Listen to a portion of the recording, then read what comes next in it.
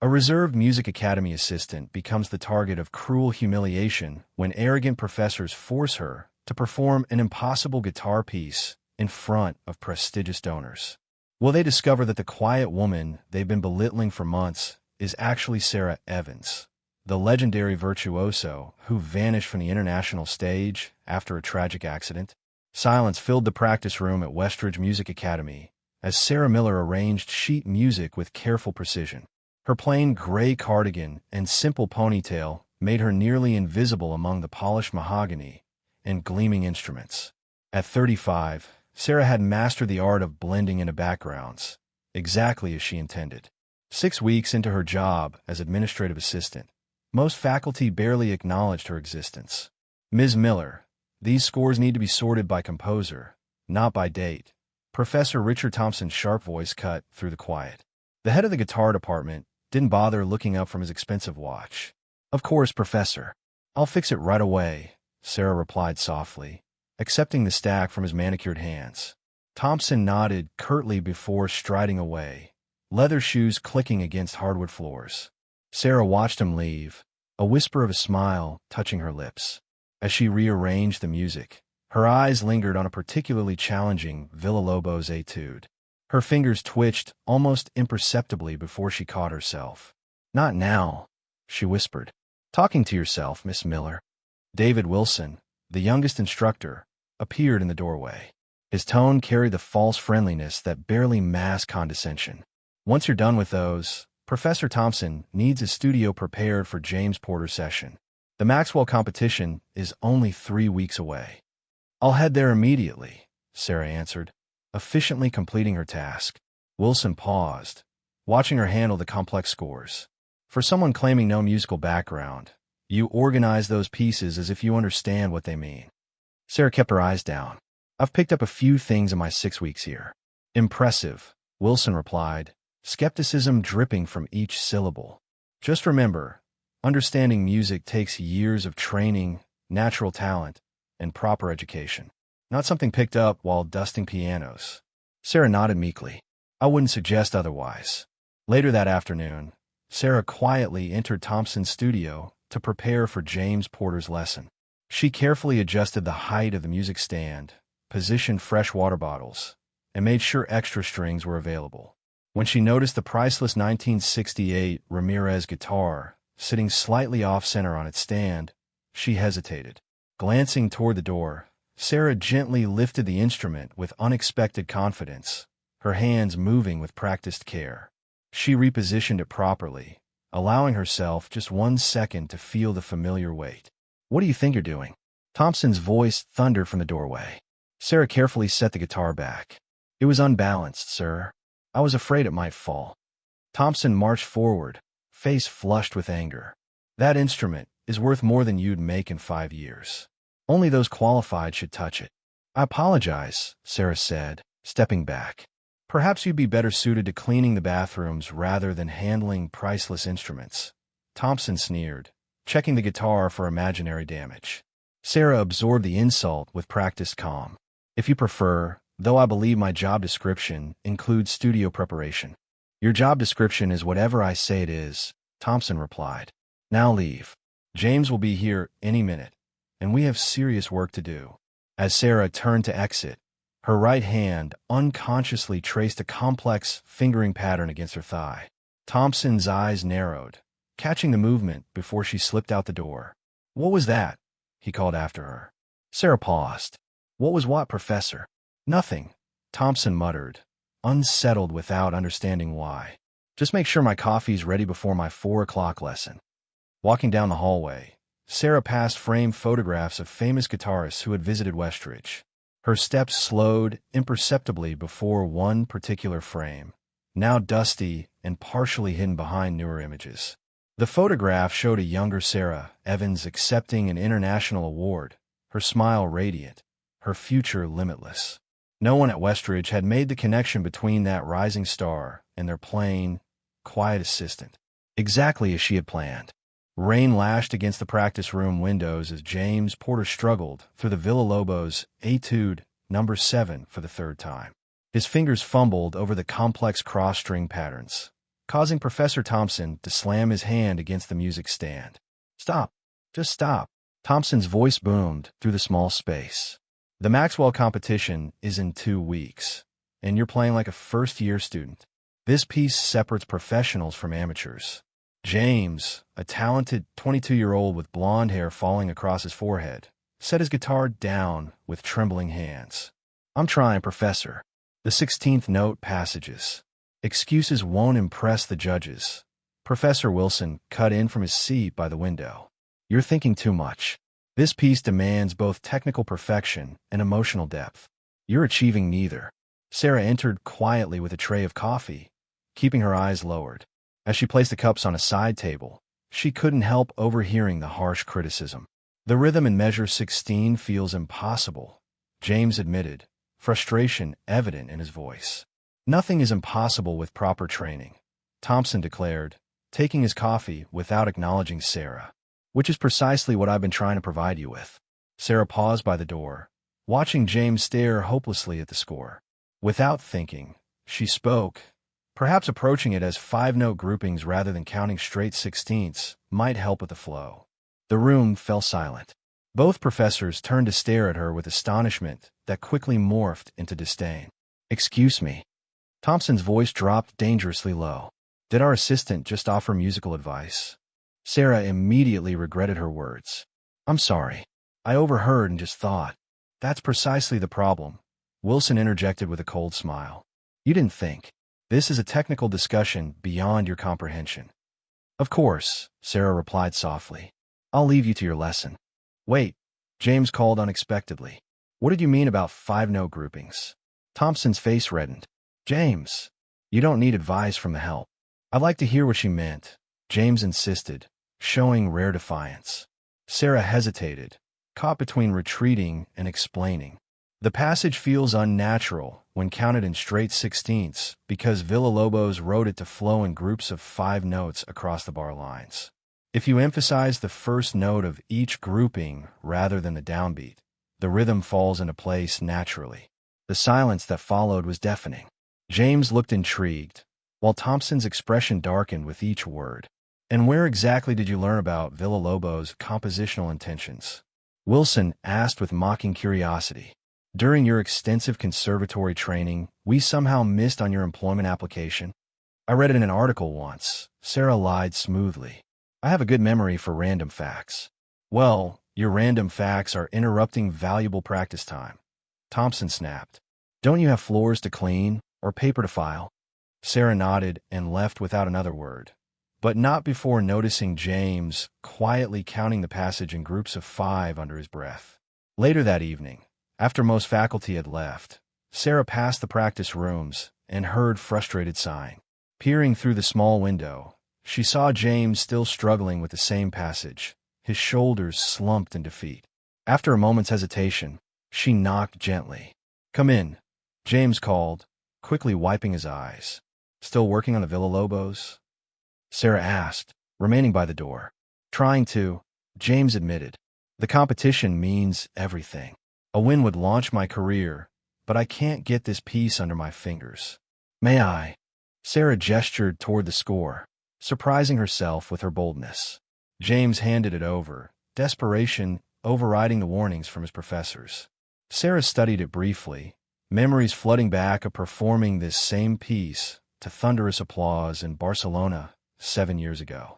The composer wrote this as a study in opposing forces, she explained, pointing to specific measures. Technical precision against emotional expression. You're approaching it as a technical exercise, but it needs to breathe. "How do you know all this?" James asked, suspicion finally breaking through his frustration. Sarah returned the score quickly. "I've worked at music schools for years. You pick things up." She moved toward the door. "Try feeling the rhythm rather than counting it." Just as James was about to respond, the practice room door swung open. Professor Thompson stood in the doorway, his expression thunderous as his gaze moved between James and Sarah. "What's going on here?" he demanded. Chaos erupted backstage at Westridge Concert Hall 30 minutes before the Maxwell competition. James Porter sat alone, his hands shaking uncontrollably. The prize Ramirez guitar lay untouched beside him, while donors in formal attire filled the auditorium. "I can't do this," James whispered, flexing his fingers uselessly. "I can't feel anything." Professor Thompson paced frantically. "Pull yourself together. The Maxwell family is front row with the Global Arts Foundation president. Their $2 million donation depends on tonight." "My hands are numb," James pleaded, panic widening his eyes. Professor Wilson burst through the door with the program director. 7 minutes until James performs." "What's happening?" "The boy's having a breakdown. Can't even hold the instrument," Thompson muttered. "Disaster," Wilson hissed. "The Maxwells specifically requested Villalobos.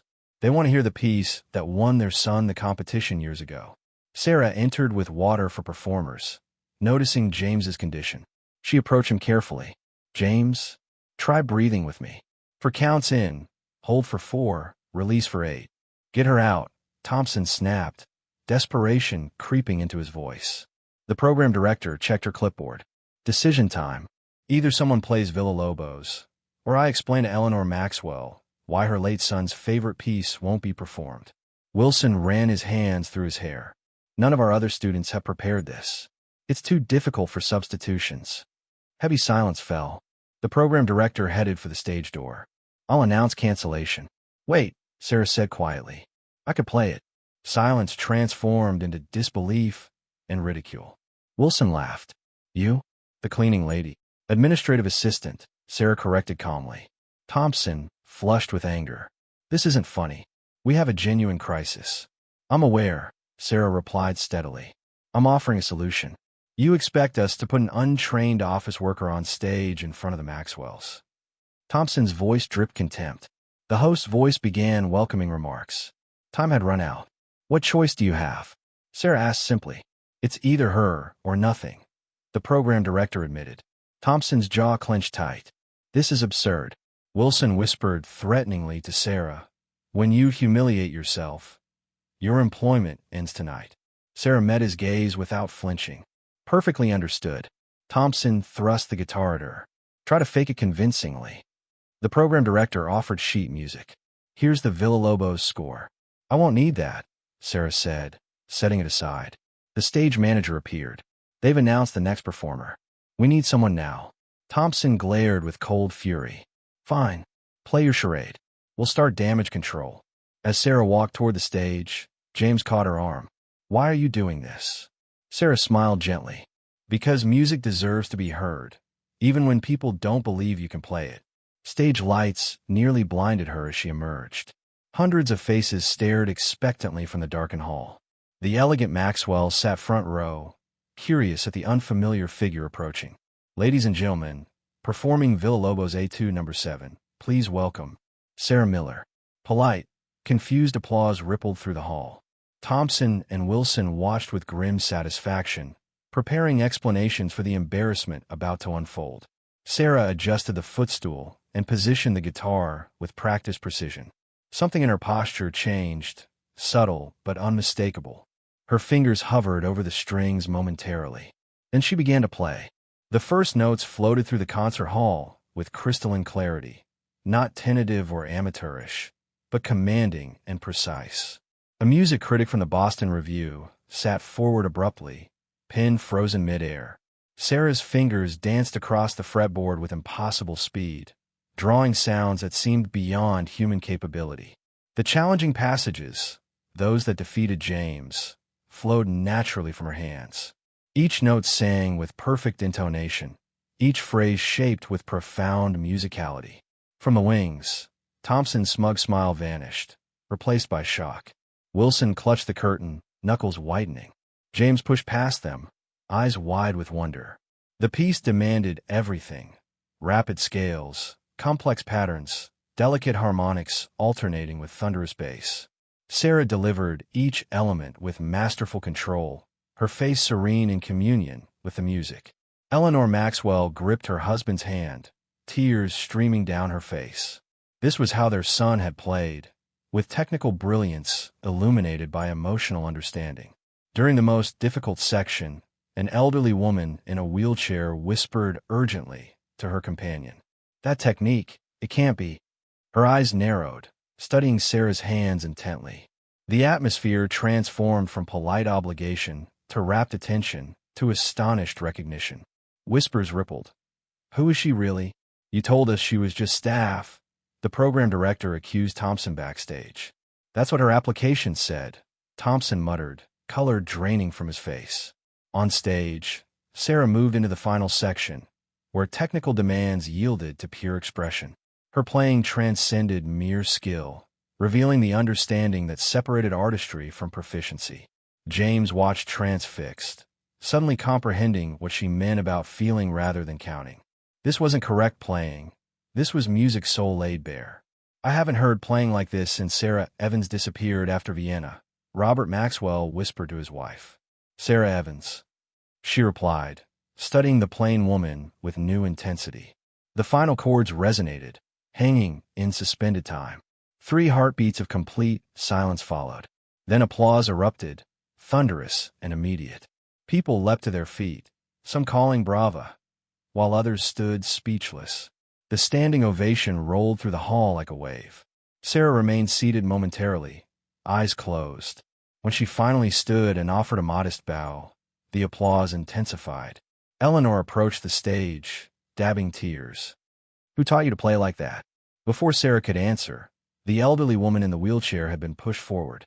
"I know who taught her, because I was her teacher 20 years ago at the Royal Academy." The hall fell silent as she continued. "This isn't Sarah Miller. This is Sarah Evans, the most brilliant guitarist of her generation who disappeared after saving a child in Vienna." Gasps echoed through the audience. Thompson stumbled forward, face ashen. "Impossible. I'd recognize those hands anywhere." The elderly woman smiled. "No one phrases Villa-Lobos with that nuance." All eyes turned to Sarah, who stood calmly center stage, no longer hiding. "Is it true?" Eleanor asked, voice trembling. Sarah nodded once, her composure intact despite becoming the center of attention she had deliberately avoided for years. "But your hands, the accident," Thompson sputtered. 3 surgeries and years of therapy," Sarah replied quietly. "Doctors said I'd never play professionally again." "Why hide as our assistant?" Wilson demanded, his mockery replaced by confusion. Sarah smiled genuinely. "I needed to find my way back to music on my own terms, away from expectations, to discover if I still had something worth saying through my playing." "Tonight changes everything at Westridge," Robert Maxwell announced, standing center stage beside Sarah. Camera flashes popped throughout the auditorium as journalists documented the unexpected reunion of the music world with its lost star. Sarah's simple cardigan and practical ponytail now seemed less like a disguise and more like a statement against the pretension surrounding her. "Our foundation came to support promising students," Maxwell continued, "but we've witnessed something far more extraordinary: the return of Sarah Evans." Thompson stood frozen at the edge of the stage, his typical commanding presence shattered. Besides him, Wilson repeatedly adjusted his bow tie, avoiding eye contact with everyone. "Ms. Evans," Maxwell addressed Sarah directly, "we would be honored to establish a masterclass series under your direction. Our son Michael always considered your Barcelona recording of Villa-Lobos the definitive interpretation." Before Sarah could respond, Thompson lurched forward, suddenly desperate to regain control.